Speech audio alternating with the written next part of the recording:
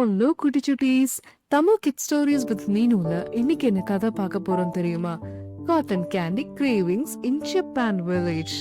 Okay குட்டி சுட்டீஸ், இங்கதான் பஞ்சு மிட்டாய்க்கு பஞ்சுன்னு பார்த்தா அங்கேயும் அப்படிதான் போல.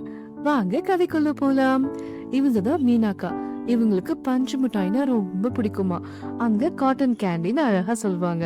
அது பேஸ்டல் கலர்ஸ்ல நம்ம என்னென்ன கலர்ஸ்லாம் கேக்குறோமோ எல்லா கலர்ஸுமே இருக்குமே.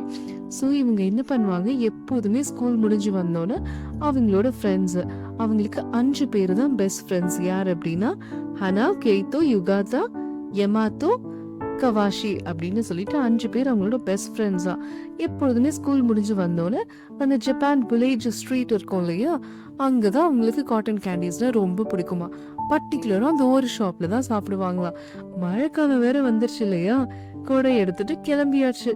வில்லேஜ் ஸ்ட்ரீட்ல என்னென்ன ஃபுட் எல்லாம் ரொம்ப நல்லா இருக்குமோ எல்லாமே அவங்க டேஸ்ட் பண்ணுவாங்களாம்.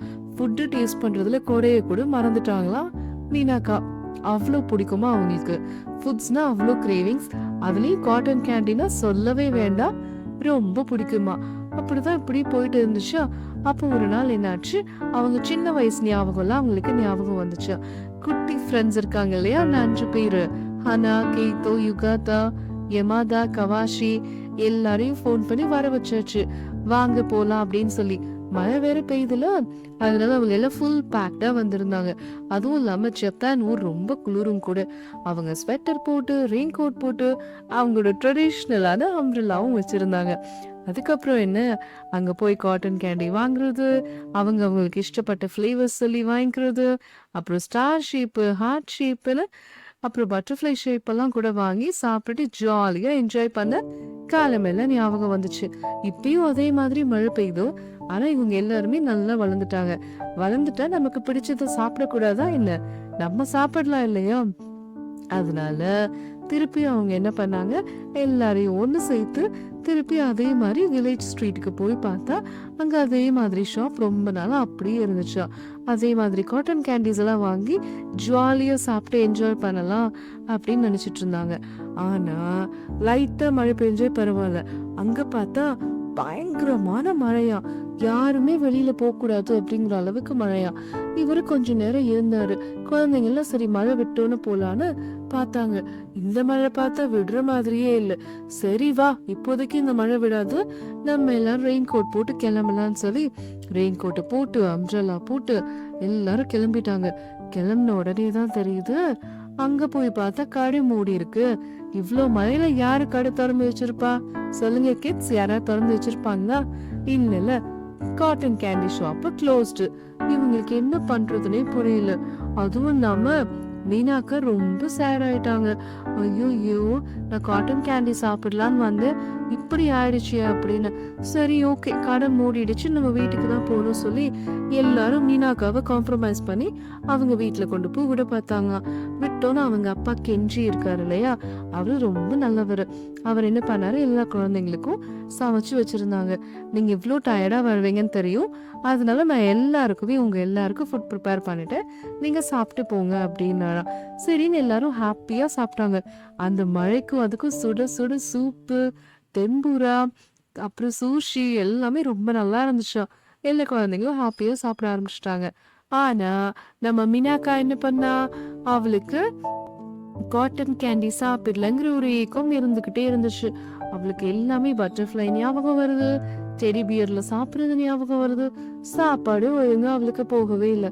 நம்ம ஹீரோ கெஞ்சி என்ன பண்ணாரு, மீனாக்காவோட அப்பா, ஆஹா நம்ம பொண்ணு இவ்வளோ கஷ்டப்படுறாளே அப்படின்னு சொல்லிட்டு வேற எங்கேயாவது ஸ்ட்ரீட்ல ஷாப்ஸ் ஓப்பன் ஆயிருக்கா காட்டன் கேண்டீன் போய் பார்க்க போனாரு அந்த மழையில.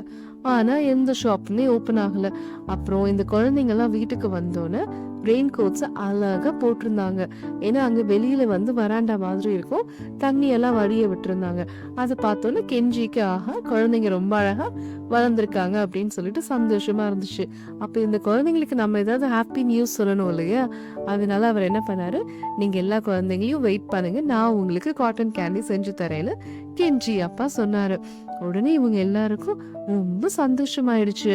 அப்புறம் ஹனா கேட்டா, எப்படிப்பா செய்வீங்க, என் வீட்ல சின்ன மிஷின் இருக்கு, நம்ம போய் பார்க்கலாம் அப்படின்னு சொல்லி அந்த காலத்து ஸ்பின்னிங் மிஷினை எடுத்துட்டு வந்தாரு. அதை எடுத்துட்டு வந்த உடனே எல்லா குழந்தைங்களுக்கும் சந்தோஷமா ஆயிடுச்சு.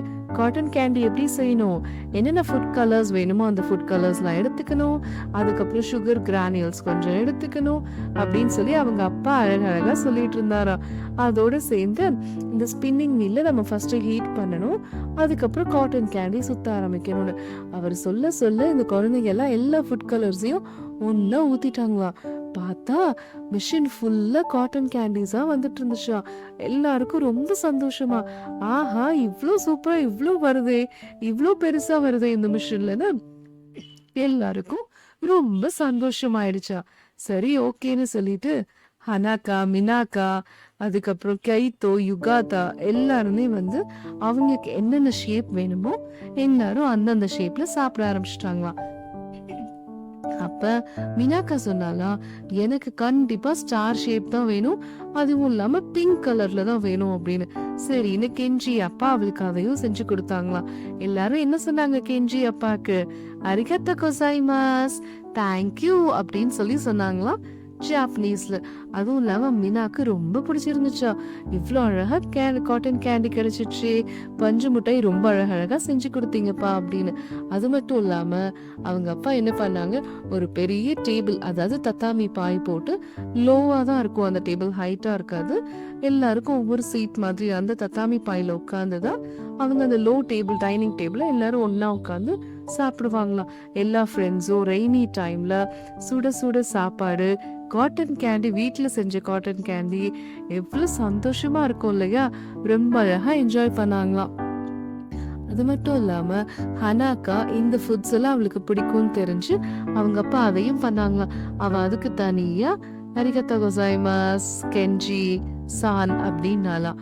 அதாவது அப்பாக்கு மரியாதையோட சொல்றதுதான் அந்த சான், அரிகத்தா கோசாய்மாஸ் தான் தேங்க்யூ அப்படின்னு ஜாப்பனீஸ்ல அர்த்தம். இதெல்லாம் சொல்லிட்டு அவங்க எல்லாம் ஒன்னா சாப்பிட்டாங்களா. அவங்களுக்கு ரொம்ப சந்தோஷமா இருந்துச்சு. அதுவும் இல்லாம மீனாக்காக்கு ரொம்ப மன நிறைவா இருந்துச்சு. நமக்காக அப்பா எவ்வளோ செய்யறாங்க, நம்ம கொஞ்சம் வருத்தப்பட்டாலே நம்மளோட வருத்தத்தை போக்கி எவ்வளோ சந்தோஷமான நாளா மாத்துறாங்க. சும்மாவா ஃப்ரெண்ட்ஸ், அப்பா வந்து நம்மளுக்கு இவ்வளோ அழகா செய்யறாங்க இல்லையா. எப்போதுமே அந்த அப்பா பொண்ணோட ரிலேஷன்ஷிப்பே தனி அழகுதான். காட்டன் கேண்டி கிரேவிங் உங்களுக்கும் பிடிச்சிருந்துச்சுன்னா லைக் பண்ணுங்க, கமெண்ட் பண்ணுங்க அண்ட் சப்ஸ்கிரைப் பண்ணுங்க. ஓகே குட்டி சுட்டீஸ், மீனு குட்டியோட குட்டி கதைகள் இன்னைக்கு அவ்வளவுதான். நான் உங்களை அடுத்த கதையில சந்திக்கிறேன். பாய் பாய்.